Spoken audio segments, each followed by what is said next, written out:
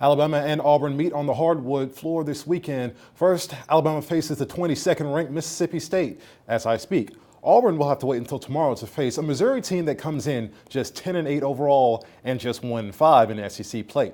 The second worst conference record in the league. But having said all that, Missouri is 4-5 all-time against Auburn.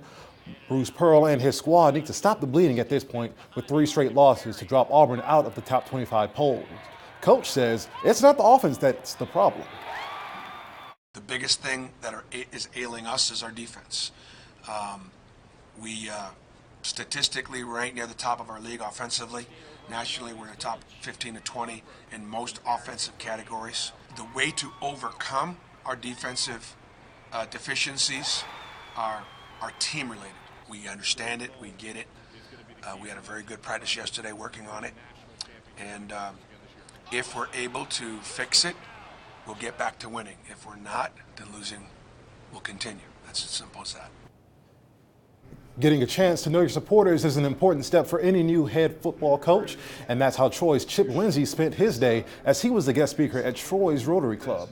The Alabama native recently filled out the rest of his coaching staff, and his message today was to encourage even more support and let Troy know that their team is not in rebuilding mode. They're ready to win now, especially right here at home. Obviously, Troy's had a lot of success here over in the history of Troy, and we're excited to continue to do that. But the big thing for me is just tell them, hey, this is how we're going to operate our program, and these are what we want our players to stand for and so forth, and get them excited about football season. The Auburn softball team will pick up right where they left off. The Tigers are ranked 17th in the preseason USA Today and NFCA coaches poll. Auburn finished the 2018 season at number 17 with a 41-17 record. Last year marked Auburn's 5th straight 40-plus win season, and they began their season 15-0 to start. The Tigers are one of 11 SEC teams ranked in the poll, which is the most of any league. Auburn opens the season against Tennessee State in the Sand Dollar Classic in Gulf Shores on February 8th. And if you were hoping to get a look at the Huntington's women's basketball team sitting at 16-4, you'll have to wait. Their game against Pensacola Christian was canceled today due to the weather. Up next for the Warhawks at Brevard on Friday. They're not back home until next Wednesday against Agnes Scott, and that's their final home game of the regular season. And I'm Duquan Lee, and that'll do it for sports.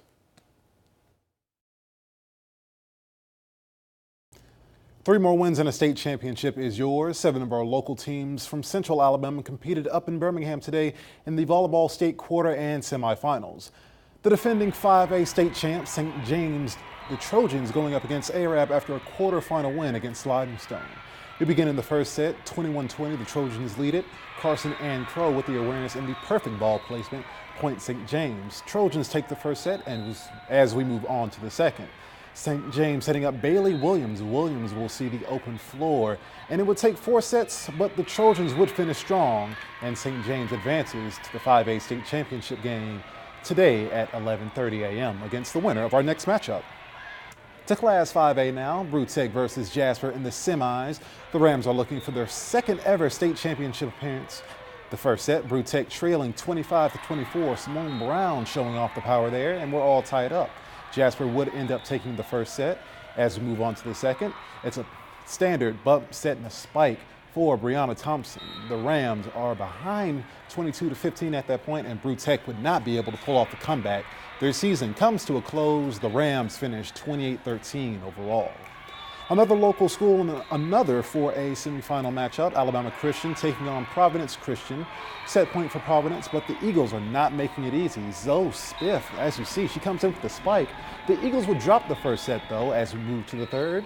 ACA down 2-0, trying to stay alive, but Mary Vander Sewell tips it over, and there will be no one home. Alabama Christian falls in 3 sets, 25-21, 25-21, and 28-26. Class 4A semifinals, Trinity with a tall task going against the defending state championship for 16 consecutive years, Bayside Academy. Now we begin in the second, the Wildcats trailing 1-0. Mary Elizabeth Hill with the ace, and Trinity's just trying to keep it close, down just 2 points. And here comes Lucy Williams splitting the defenders at the net. Trinity trailing only 15-16 at that point, but Bayside closes things out. The Wildcats finish their season 27-21. Montgomery Academy facing off against Lexington in the Class 3A semifinal. First set, the Eagles looking to add to their already 10-point lead, and Brooke Horn gets a piece of it, point MA. The Eagles go on to take the first set. Skipping ahead now, second set, Grace Jackson keeping it alive, and Mary Gray Turner stunning the defense with the finesse. Montgomery Academy handles business and sweeps Lexington 25-11, 21-9.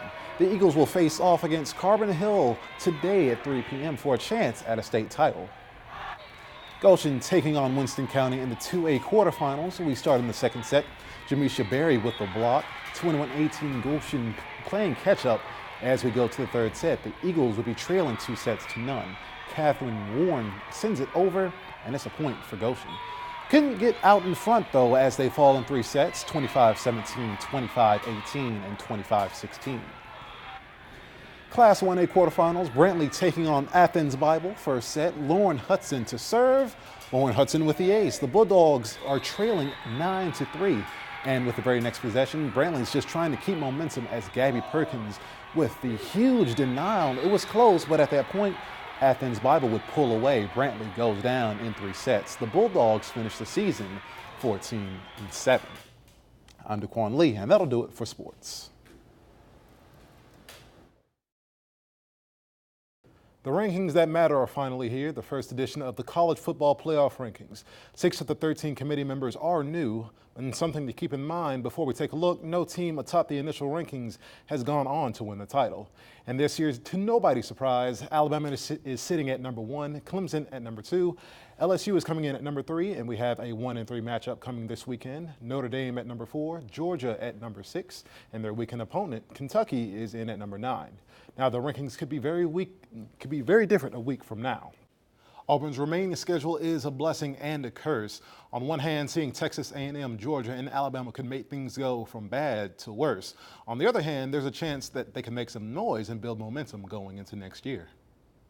Really all year, and you've got to be balanced. I don't care, who you're playing. You've got to be able to run it and pass it. So we need to be successful, but there's no doubt. I mean, they're very good. Like I was talking about, the run fits, and their defensive line really gets off the football and tries to play in your backfield. So we're going to have to do a good job of creating run yards. I definitely think if we're able to finish these last 4 games with a W, the entire vibe around here, it'll definitely change. I mean, we had championship hopes coming into the season, but right now we don't control that destiny anymore. And like I said, if we were to finish with these last 4 games with a W, we can do the same thing we did last year. We just look back on a couple plays and a couple miscues and just execution-wise that we could be in a better position than we are now. It was all kind of self-inflicted, as you can see from the film.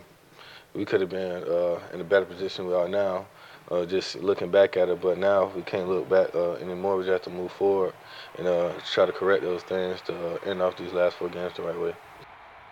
Elsewhere, the Troy Trojans will have had 10 days to prepare for Louisiana this weekend come game time.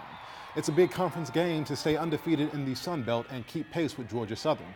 It's also homecoming, and the Trojans hope that quarterback Sawyer Smith can pick up where he left off last Tuesday. His first career start didn't go the way he wanted to, and I thought he responded in the right way, very similar to our whole football team. Responded to a poor performance and came back and put a much better performance together.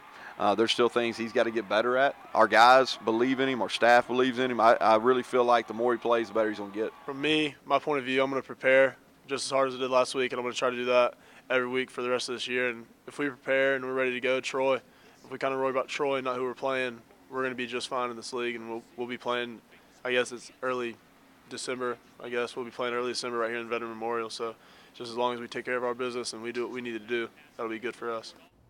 I'm Daquan Lee, and that'll do it for sports.